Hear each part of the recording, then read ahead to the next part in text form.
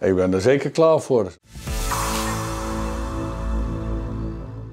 We hebben de kamer al redelijk in orde en zaterdag ja, dan komen er 12 mensen hier op de flat totaal, zeg maar. En dan gaan we er weer een feestje van maken natuurlijk. Hè. We zijn met z'n 12 en de laatste paar jaren is dat dezelfde groep, zeg maar. Dat maakt het zo leuk.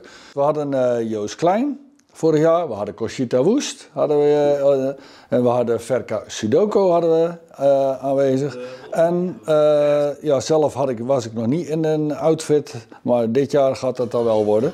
Een hele goede vriendin van ons, Annie, die heeft dat pak speciaal voor mijn vrouw gemaakt. Zij doet het eigenlijk, ze is in 2013, het is eigenlijk een hij, heeft meegedaan voor de Oekraïne.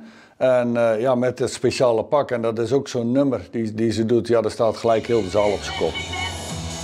Dan zie je wat dat pak erg goed maakt, is het? Ik moet heel eerlijk zeggen, ik ben echt fan van Zweden. En ik vind het ook een superleuk liedje.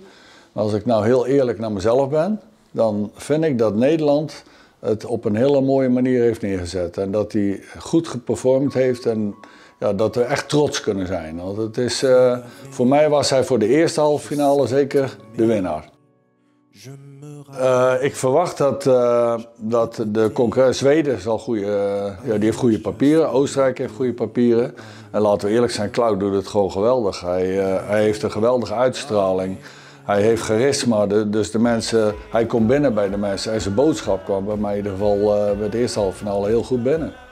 Ik hoop top 5. Ik durf niet exact te zeggen, ik denk niet dat we echt gaan winnen. Dat denk ik dan net niet. Maar goed, top 5 zou toch prachtig zijn, laten we eerlijk zijn. Ja, worden top 10 is het ook prachtig.